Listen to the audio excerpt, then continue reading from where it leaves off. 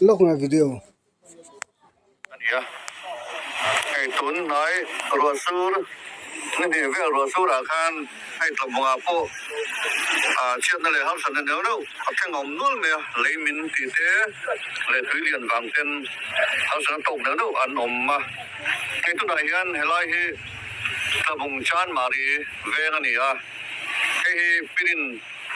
เฟลิเตอินอันนี้ไอ้อันบังชักลำยันเลยนรนนราtujuan elahi anin hi pani ang ania ai chak la hem o pani ania kelam po hi achak lam po hi lenan nor a in chunga te po le lu bolin an feya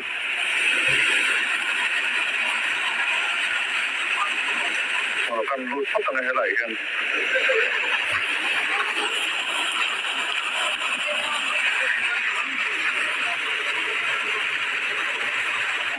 cái này in chung à lấy nó tuần mấy này anh điền một lần nữa lấy là không thế anh cái này in chưa à sớm đón thế mày thì nè in hi anh một chân trụ à thì ổn đó na tin em mình lấy hầm bài phai hàn lụa lại mấy thứ phone nữa đó anh hàn thì result phát sinh nào chua mình có cái con đồng thiếu chua quá ăn ốm anh cái này anh tên thiếu chua quá cái này không chắc là một thằng tiền lên cái anh ăn chung à cái anh lấy nó luôn xong mấy thì anh hay đùa ôm ngâm lối rồi thiếu chua hết anh ấyไอ้เป็นตีนจานมาเลยตะบงจานมาเลยอันนี้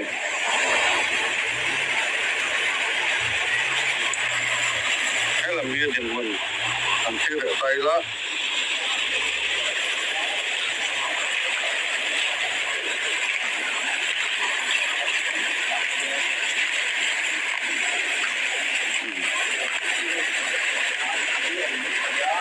อันที่พูดว่าอามินดานะฮีที่มันจะเลี้ยงมินตัก là anh đang sạch lại lúc là muốn hi anh câu về hi muốn oi chia anh câu po anh liếm lo mà sẽ lấy hi anh em mà lâu tol phim phim mà cái này thì gì sẽ sự phát tăng cái làm hi alu đã thay mình chua cái anh bảo đi anh ấy cho tất cả nông dân xí rồi cho nên cái chỗ lấy cái này cho nó đã luôn cho nên đó anh chắc lắm rồi mình đã nói cái starting bây giờ nó sẽ về là thấu đủ mà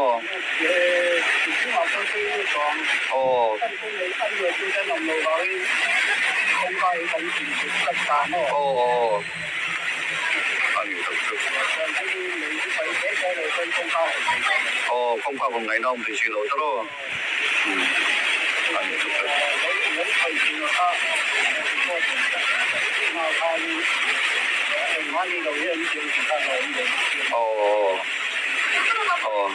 lỗi kiểu phải cái ngâm thì đầu tiên đúng không anh ấy tập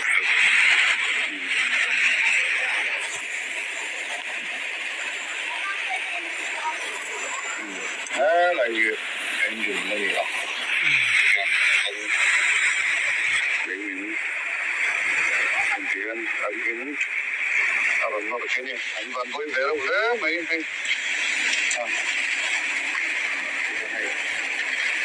hiện không có bộ anh không ngâm về đâu đi thằng chú thì nè in hi lấy vùng khát tắm lúc tụi con lằng lồ mà sẽ nghe lúc là dễ tụt khát kiệt anh này là wa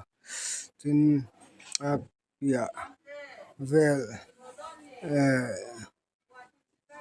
te hadin khan thir khan li khan em her ria và mun oi chiang chia han câu em phê chu ni lo ma se han anga han ti faya han siam thata han du le mai chi chu ani mel lo wa re lu te kan an thlir le lo kang này tôi thấy anh nom thì học sĩ đâu nè công ca pon thì nó vẫn đi phải thế này à tôi lên cái này tôi tên là em học sĩ lá tôi lại cần phải làm một cái này rồi đó này anh lại lấy còn mình đã là tôi này cái này xin có liên của nó thả cái nó mình thả chuyện hay cái lại anh mình đi rồi khởi ta đi lấy mình hiện真係諗住係面都收咗㗎，現在現充啊，你輪到都你輪到實咧咪現在可能得看呀，咪輪面啦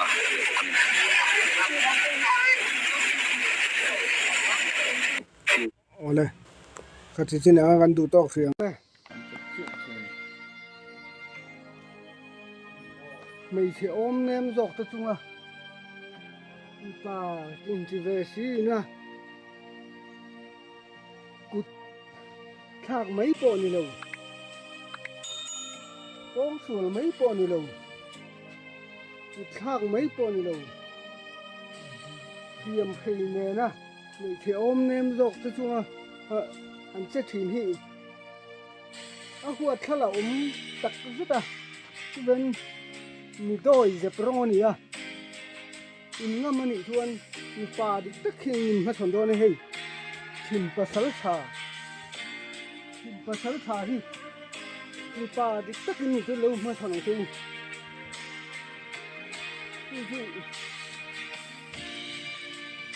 man thun hun hu ni ang in đi bố ba giống tu thế mình thấy là vậy nó mà nỉ con thế mà mình mất thằng như vậy là thế nào chuyện có xảy ra thì mình pa đi chút nữa chơi mình mất thằng chung mình pa đi chút nữa chơi chuyện có xảy ra mình mất thằng đó nè đôi dẹp thao đấy mình chia tới chung cút thác mấy bộ ni lo xiêm khỉ nè na chơi hi cắt tên ông lúc tụi thôi giật khao lúc tụi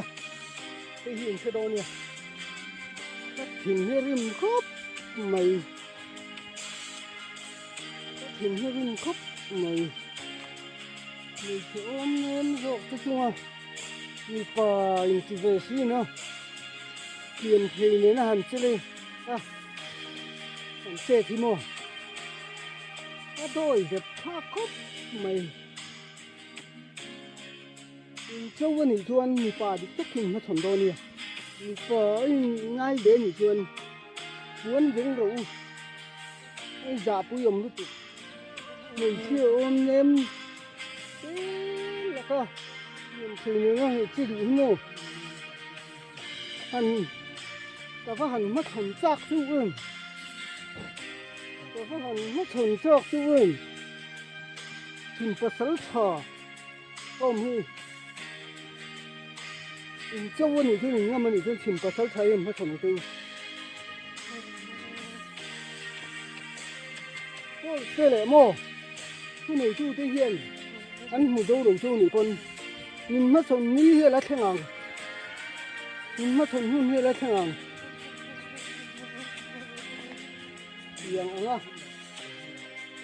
mi pa ang ngai mi pa a khalin khai về tên ni chuan khai những người về tên ni chuan ngót nữa mình sẽ ôm ném rộng chú ở hin nhưng khi ném này hàng chết chú lệ có phải hẳn mất hồn chắc chú không vừa rồi ô cái mà số không cái chia tên ni là bên cái mà số khi mất hồn nó có tí hơn là lai thân mô có cha cái này có chuyện như thế lúc tục mô mình sẽ ôm lên thế đúng không chết đàn mấy này chứ hơi vâng thì thật các em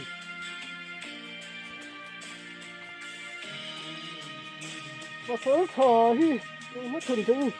mất thuần ni là thế nào và số thò hi mất thuần ni là thế nào lâm mất thuần năng và số thò hi lâm mất thuần năng thì như vậy hình các em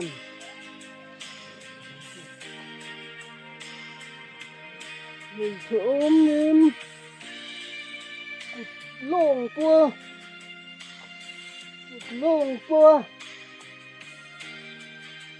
như thế đây chuyện chuyện này hình chất là không đâu cắt hình như đi khóc mày mô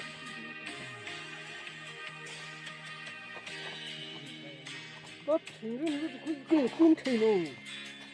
mô cắt hình như cái xương dấu thô đúng này mình sẽ ôm lên cái hiếm mô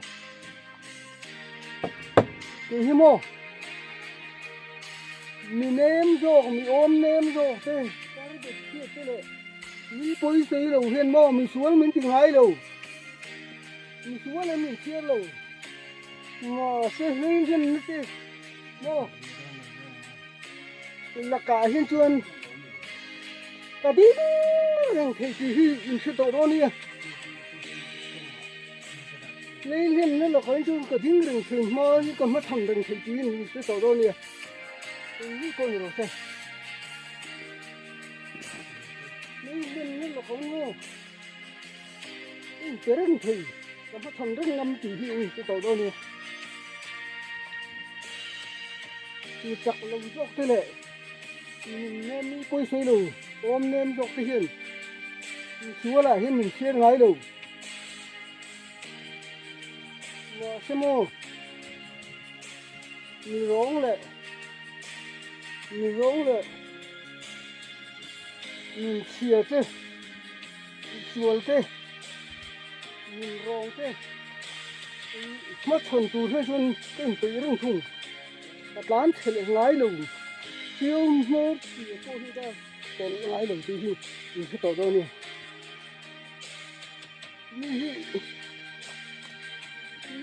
mình hết thuần